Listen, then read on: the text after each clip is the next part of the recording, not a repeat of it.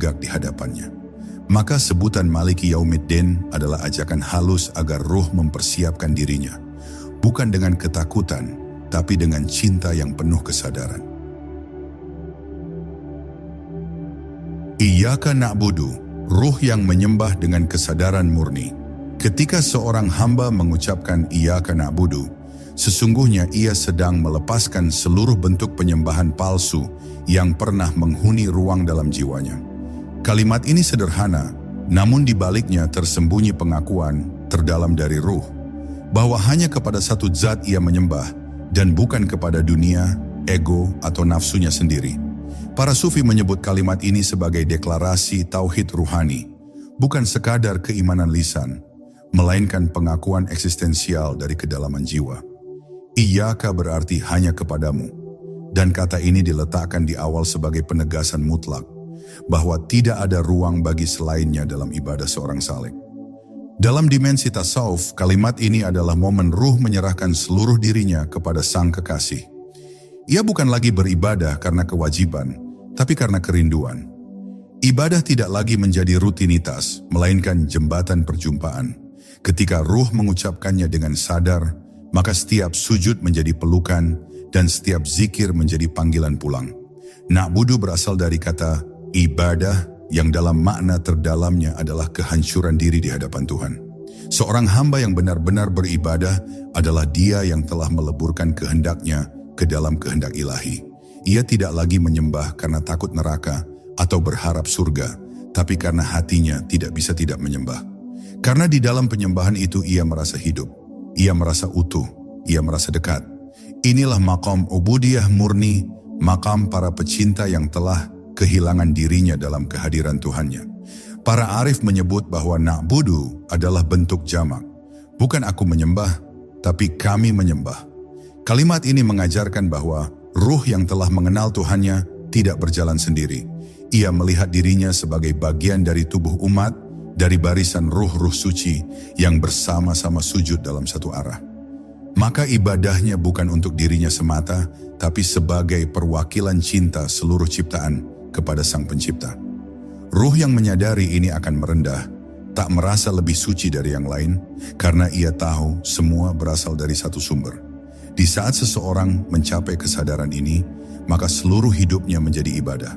Bukan hanya dalam gerakan salat, tapi dalam setiap hembusan napas, dalam diamnya, dalam senyumnya, bahkan dalam tidurnya.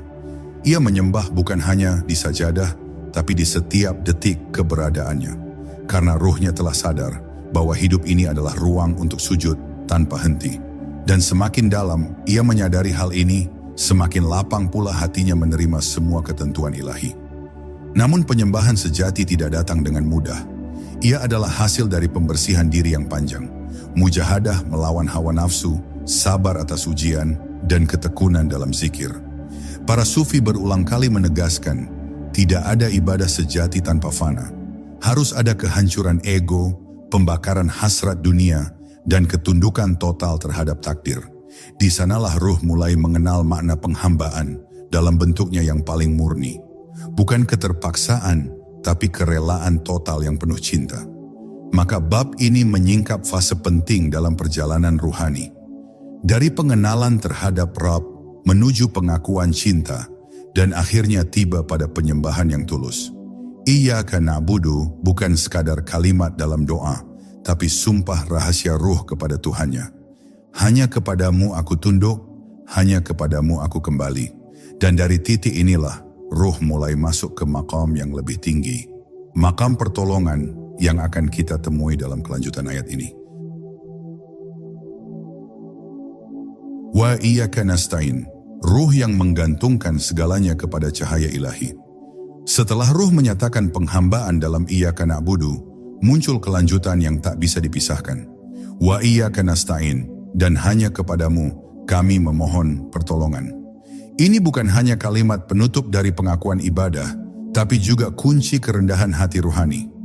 Para sufi mengatakan, disinilah puncak kesadaran hamba, bahwa bahkan dalam beribadah pun, ia tak mampu tanpa pertolongan Tuhan. Bahkan untuk mencintainya, ia butuh cintanya terlebih dahulu. Maka ayat ini bukan sekadar permohonan bantuan, tetapi penyerahan total. Kata nasta'in berasal dari akar kata aun, pertolongan yang datang di saat lemah, saat tak mampu. Ruh yang mengucapkannya secara sadar sedang membuka dirinya, mengakui bahwa seluruh kekuatan yang ia sangka miliknya selama ini hanyalah pinjaman. Ia tahu bahwa berdiri dalam ibadah bukanlah karena kemampuan dirinya, tapi karena rahmat yang menegakkan. Bahkan untuk mengingat Allah, ia harus dibantu oleh Allah. Ini adalah makam fakir, makam kehinaan, yang justru membuka pintu kemuliaan di hadapannya. Dalam perjalanan ruhani, para salik sering menemui rintangan dari dalam dan dari luar. Rintangan berupa was-was, keraguan, kemalasan, kelelahan jiwa, kebekuan hati, bahkan tipuan kesalehan diri. Dalam semua itu, wa iyyaka nasta'in menjadi benteng sekaligus pelita. Ia adalah pengakuan ruh yang letih namun tetap ingin melangkah. Ruh itu tahu bahwa jalannya panjang, tabirnya tebal, tapi ia tidak berhenti. Karena ada satu hal yang tak ia lepaskan, permohonan tulus kepada Tuhannya. Ayat ini juga menyingkap rahasia terdalam dari tauhid, bahwa tidak ada penolong sejati selain Dia. Bukan harta, bukan manusia, bukan kedudukan, bukan ilmu, bukan amal. Semua itu adalah perantara. Hanya Allah yang maha menolong, yang dapat memberi kekuatan di kala lemah, petunjuk di kala bingung, dan cinta di saat hati beku. Ruh yang sadar akan hal ini akan menggantungkan dirinya hanya pada Dia. Dan dari ketergantungan itulah lahir kekuatan yang tak bisa dipatahkan oleh dunia. Dalam kesadaran ini, ruh menjadi lembut, tidak angkuh, tidak merasa mampu, bahkan ketika amalnya banyak. Ia tidak mengandalkan dirinya, tapi bergantung sepenuhnya pada kasih Allah.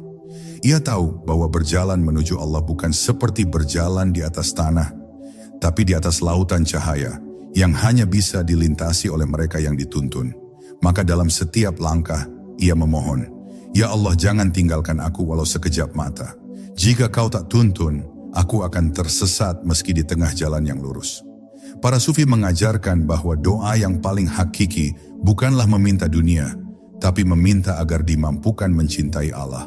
Dan wa iyyaka nasta'in adalah bentuk tertingginya. Ia adalah jeritan lembut dari ruh yang ingin terus dekat, tapi tahu bahwa dirinya tak mampu tanpa daya dari Tuhannya. Maka kalimat ini sering dibaca dengan isak tangis oleh para pencari sejati, karena mereka tahu betapa lemahnya diri mereka tanpa aun dari Yang Maha Penyayang. Dengan demikian, bab ini membawa kita pada puncak penyerahan. Setelah ruh bersaksi menyembah, kini ia meletakkan seluruh daya dan harapannya hanya kepada Allah.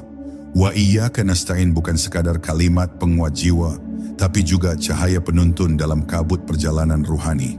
Dan dari kesadaran inilah, ruh siap untuk meminta sesuatu yang lebih agung, petunjuk jalan lurus. Sebuah permintaan yang akan mengantarkannya pada hakikat dari semua pencarian. Ihdinas syiratal mustaqim, jalan cahaya di tengah kegelapan diri. Setelah ruh menyatakan kelemahan dan bergantung sepenuhnya pada pertolongan Allah, lahirlah permohonan agung yang menjadi inti dari seluruh doa ruhani. Ihdinas syiratal mustaqim, tunjukilah kami jalan yang lurus. Ini bukan sekadar permohonan arah hidup, melainkan permohonan ruh agar dituntun keluar dari labirin gelap ego menuju cahaya Tuhan. Bagi para sufi, ayat ini adalah jeritan cinta dari ruh yang tersesat, rindu pulang, dan tahu bahwa satu-satunya jalan adalah petunjuknya. Dalam tasawuf, Siratal Mustaqim bukanlah jalan fisik yang dilalui dengan kaki, tapi jalan batin yang dilalui dengan kesadaran. Ia adalah jalur ruhani yang membawa seseorang dari sifat-sifat manusiawinya menuju sifat-sifat ilahi, dari dunia zahir menuju dunia batin, dari hijab kepada penyaksian. Maka ketika ruh mengucapkan ihdina, ia sedang membuka diri, mengaku tidak tahu jalan, dan menyerahkan sepenuhnya kepada Yang Maha Mengetahui. Kata ihdina sendiri berasal dari akar kata hidayah, yaitu petunjuk yang sampai ke hati, bukan hanya ke akal. Dan para arif membedakan antara hidayah irsyad, sekadar pengajaran, dan hidayah taufik, bimbingan batin. Yang diminta dalam ayat ini adalah taufik, yaitu kemampuan untuk menerima, menjalani, dan bertahan di atas jalan yang benar. Karena banyak yang tahu jalan, tapi sedikit yang mampu menempuhnya. Maka ruh yang memohon ihdina bukan hanya minta diberitahu, tapi minta digandeng dan dipimpin langsung oleh cahaya ilahi. Jalan yang lurus ini, kata para sufi, bukan jalan yang datar. Ia sering tampak asing, sunyi, dan bahkan menakutkan. Ia menuntut pengorbanan, pengendalian diri, dan pembersihan hati yang terus-menerus. Tetapi di balik beratnya jalan ini, ada ketenangan yang tak bisa dijelaskan. Ruh yang berjalan di atasnya merasakan kedekatan dengan Tuhan, meski ia harus meninggalkan banyak hal duniawi. Ia merasakan kedamaian dalam kesederhanaan dan kekayaan dalam kefakiran. Inilah jalan para kekasih Allah. Menariknya, ayat ini tidak berbunyi tunjuki aku, tetapi tunjuki kami. Dalam kesadaran tauhid, tidak ada perjalanan yang benar-benar sendiri. Ruh yang ikhlas tidak hanya memohon petunjuk untuk dirinya, tapi juga untuk seluruh umat. Ia membawa serta keluarganya, sahabatnya, bahkan musuhnya dalam doanya. Karena ia tahu, tak ada kebahagiaan hakiki jika hanya dirinya yang sampai. Maka permintaan ini adalah puncak dari cinta universal. Ingin semua ruh pulang bersama kehadiratnya. Dalam kehidupan sehari-hari, jalan lurus ini bisa tampak samar. Kadang ia tersembunyi di balik kesibukan, kadang tenggelam dalam godaan dunia. Tapi ruh yang terus memohon dengan tulus, ihdinas syiratal mustaqim, akan diberi kepekaan. Ia akan mampu membedakan antara bisikan ego dan ilham dari Tuhan, dan perlahan jalannya akan menjadi terang. Satu langkah demi satu langkah, ruhnya dituntun, tidak dengan suara keras, tapi dengan getaran batin yang halus dan menenangkan. Bab ini adalah titik balik dalam perjalanan ruhani. Setelah menyatakan cinta, ibadah, dan ketundukan, kini ruh memohon untuk dipimpin sepenuhnya. Ia tidak ingin lagi berjalan dengan kekuatan sendiri. Ia tahu bahwa hanya dengan petunjuk Allah, ia bisa keluar dari labirin gelap dunia dan menemukan kembali cahaya aslinya. Maka ihdinas syiratal mustaqim adalah seruan pulang dari ruh yang rindu kepada Tuhan yang selalu bersedia menuntun. Syiratal lazina an'amta alaihim, jejak cahaya para kekasihnya. Setelah ruh memohon agar ditunjukkan jalan yang lurus, datanglah penjelasan lembut dari langit. Syiratal lazina an'amta alaihim, yaitu jalan orang-orang yang telah engkau beri nikmat atas mereka. Kalimat ini adalah penegasan bahwa jalan lurus bukanlah jalan asing yang belum pernah dilalui. Ia telah ditempuh oleh para pencinta terdahulu, oleh para nabi, para wali, dan arifin billah. Maka ruh yang berjalan di jalan ini tidak melangkah sendirian. Ia mengikuti jejak-jejak yang telah bercahaya. Dalam pandangan tasawuf, orang-orang yang mendapat nikmat Allah bukanlah semata yang hidup dalam kemudahan dunia. Nikmat yang dimaksud adalah nikmat ma'rifat, kenikmatan mengenal Tuhan. Mereka adalah ruh-ruh yang telah menanggalkan dunia, menembus hijab diri, dan menyaksikan kehadiran ilahi dalam segala. Maka ketika ruh memohon untuk mengikuti jejak mereka, ia sejatinya sedang meminta kepada Allah, bimbing aku agar bisa merasakan cinta seperti yang mereka rasakan. Para sufi menekankan bahwa jejak para kekasih Tuhan tidak selalu tampak indah di mata manusia. Mereka diuji, dihina, bahkan disakiti. Tapi ruh mereka tetap bersinar, karena mereka tidak berjalan demi dunia. Cahaya mereka bukan berasal dari pujian manusia, tapi dari keikhlasan total kepada Allah. Maka ruh yang menapaki syirat ini harus siap untuk sabar, untuk diam dikala difitnah, dan untuk terus mencintai meski tak dimengerti. Karena begitulah jalan para nabi dan wali, sunyi namun penuh makna. Dalam kehidupan batin, mengikuti syirat orang-orang yang mendapat nikmat berarti meneladani adab mereka. Bukan hanya dalam ibadah, tapi juga dalam akhlak, kelembutan, keikhlasan, dan kesantunan. Ruh yang ingin berjalan bersama mereka harus melembutkan hati, menahan lidah, dan menjadikan zikir sebagai napasnya. Ia tidak merasa lebih baik dari siapapun, karena ia tahu bahwa kemuliaan bukan terletak pada lahir, tapi pada rahasia antara ruh dan Tuhan. Para wali mengajarkan bahwa nikmat sejati bukan pada banyaknya amal, tapi pada keistiqomahan di atas cinta. Bahkan jika langkah kaki goyah, selama ruh terus merintih dan berharap, ia masih berada dalam syirat yang benar. Karena Allah menilai hati yang bergantung, bukan tubuh yang kuat. Maka ruh yang berjalan dalam syirat para pecinta tidak pernah merasa cukup. Ia selalu merasa kecil, selalu ingin diperbaiki, selalu ingin didekatkan. Dan justru dalam perasaan rendah itulah cahaya mulai menyapa. Dalam setiap generasi ada ruh-ruh yang mendapat nikmat seperti mereka. Mereka mungkin tak dikenal, mungkin tak tampil di mimbar, tapi wajah mereka sejuk, kata-kata mereka ringan, dan kehadiran mereka menenangkan. Ruh yang sadar akan syirat ini akan mencari mereka, mencintai mereka, dan belajar dari mereka, meski hanya lewat diam.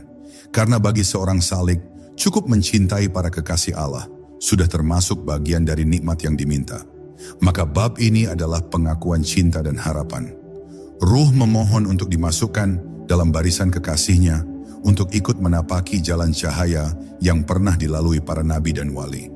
Ia tahu jalannya berat, tapi ia juga tahu bahwa Allah tidak akan menolak ruh yang tulus ingin bersama mereka. Dan dalam doa ini, ruh menemukan kekuatan, bahwa ia tidak sendiri, bahwa telah ada jejak, dan bahwa Allah lah yang akan mengantarkannya sampai di ujung cahaya itu. Ghairil maghdubi alaihim waladhdallin, jalan yang dijaga dari murka dan kesesatan. Setelah ruh memohon untuk dituntun kepada jalan para kekasihnya, datanglah kalimat penyeimbang yang penuh hikmah. Ghairil maghdubi alaihim waladhdallin, bukan jalan mereka yang dimurkai dan bukan pula mereka yang sesat. Dalam tasawuf, ini bukan sekadar doa perlindungan dari jalan yang salah, tapi juga permintaan agar ruh dijaga dari dua jebakan besar dalam perjalanan menuju Tuhan. Kesombongan dalam ilmu dan kebodohan dalam cinta. Maghdubi alaihim, mereka yang dimurkai, merujuk pada jiwa yang tahu tapi tidak tunduk. Ruh yang telah diberi ilmu, diberi tanda-tanda, tapi menolak menyucikan dirinya. Dalam dimensi rohani, ini adalah ego yang merasa sudah cukup mengenal Allah, tapi masih penuh keangkuhan. Ilmunya tajam, kata-katanya kuat, tapi hatinya kering, tidak menangis dan tidak merendah. Para sufi sangat berhati-hati terhadap makam ini, karena ia sering menyamar sebagai kewibawaan agama, padahal bersembunyi di baliknya adalah murka yang sunyi. Adapun ad-da'alin, mereka yang sesat, adalah mereka yang mencinta tanpa ilmu, bersemangat tanpa bimbingan. Mereka hanyut dalam perasaan, tetapi tidak terarah. Ruh semacam ini rawan terseret ke dalam kesesatan batin, menyembah perasaan sendiri, mengira bisikan hawa nafsu sebagai ilham, dan berjalan tanpa cahaya guru. Dalam tasawuf, cinta tanpa ilmu adalah nyala api yang bisa membakar dirinya sendiri. Maka keseimbangan antara ilmu dan cinta menjadi sangat penting dalam syirat ruhani. Kalimat ini datang sebagai penjaga di ujung doa, mengingatkan bahwa jalan lurus itu sempit, halus, dan penuh tipu daya. Bahkan para pencari pun bisa tersesat jika tidak hati-hati. Maka ruh yang memohon dengan sungguh-sungguh akan dibimbing bukan hanya ke jalan yang benar, tapi juga dijauhkan dari jalan-jalan palsu yang menyerupai kebenaran. Ia akan dibersihkan dari ria, dari takabur, dari cinta yang buta, dan dari kesalahan yang dibungkus kebaikan. Dalam perenungan para arif, kalimat ini juga bermakna bahwa Allah tidak sekadar memberi petunjuk, tapi juga perlindungan. Ia bukan hanya menunjukkan cahaya, tapi juga menutup jalan-jalan gelap bagi ruh yang tulus. Maka permohonan ini adalah bentuk kasih sayang Allah yang sempurna, mengantar, membimbing, dan menjaga. Dan hanya ruh yang benar-benar merasa lemah, hina, dan penuh harap yang akan dijaga sepenuhnya dari jalan yang menyesatkan. Bagi para pencari sejati, bagian terakhir ini adalah cermin untuk selalu bermuhasabah. Apakah aku sedang berada di jalan para nabi? Ataukah aku tergelincir diam-diam ke dalam kebanggaan atas amal? Ataukah aku melangkah tanpa bimbingan, hanya mengikuti bisikan yang belum tentu darinya? Pertanyaan-pertanyaan ini bukan untuk menakut-nakuti, tapi untuk menjaga hati tetap sadar. Karena ruhani yang sadar adalah ruhani yang hidup. Dan pada akhirnya, kalimat penutup Al-Fatihah ini bukan hanya tentang menolak jalan yang salah, tapi tentang kerendahan ruh di hadapan Tuhan. Ia memohon petunjuk, tapi juga perlindungan. Ia berharap bimbingan, tapi juga penjagaan. Ia ingin berjalan di atas cahaya bersama para kekasih Allah, dan selamat dari segala jebakan yang halus. Inilah harapan ruh yang sejati, bukan hanya mencapai akhir, tapi juga selamat dalam prosesnya. Al-Fatihah, kunci pintu rohani yang tak terbuka, kecuali oleh cinta. Surat Al-Fatihah, di mata para sufi, bukan sekadar pembuka kitab, tapi pembuka segala kesadaran. Ia bukan hanya awal dari doa, tetapi awal dari kelahiran ruh yang baru, ruh yang mengenal Tuhannya, ruh yang mencintai, yang memohon, yang disucikan dan dituntun. Setiap ayatnya bukan sekadar lafaz, tapi denyut hidup. Setiap katanya bukan hanya makna, tapi pintu menuju cahaya. Ketika Al-Fatihah dibaca dengan hati yang hadir, maka ruh masuk ke dalam lorong cahaya yang lembut. Ia memulai dari pengakuan cinta, menuju penghambaan, lalu permohonan, dan akhirnya keselamatan. Ia menyadari bahwa hidup ini bukan tentang memiliki, tapi tentang kembali. Bukan tentang tahu, tapi tentang mengenal. Bukan tentang mencari Tuhan di luar, tapi menyadari bahwa Tuhan telah lama hadir di dalam. Surat ini mengajarkan bahwa perjalanan spiritual bukan perjalanan lari cepat, tapi perjalanan pulang, perlahan, dalam diam, dengan beban yang ditanggalkan satu demi satu. Ia adalah surat permulaan, namun sekaligus inti dari semua surat. Tak ada perjalanan rohani yang bisa dimulai tanpa Al-Fatihah, dan tak ada pencapaian makrifat yang sempurna tanpa memahaminya dengan hati. Dan kini, ruh yang mendengarkan, semoga hatinya mulai tergetar. Semoga kesadarannya mulai terbuka. Bahwa surat ini bukan untuk dibaca saja, tapi untuk dihayati dan dialami. Bahwa dalam tiap sholat, kita sedang memanggil Tuhan, dan Tuhan sedang menjawab dengan lembut. Aku menjawab hambaku ketika ia memanggilku. Maka di penghujung naskah ini, mari kita renungkan satu hal. Sudahkah ruh kita berjalan di atas cahaya Al-Fatihah? Sudahkah setiap lafaznya menjadi denyut batin, bukan sekadar suara? Karena hanya ruh yang menjadikan surat ini sebagai nafasnya, yang akan sampai kepadanya, bukan sekadar sebagai hamba, tetapi sebagai kekasih yang rindu pulang.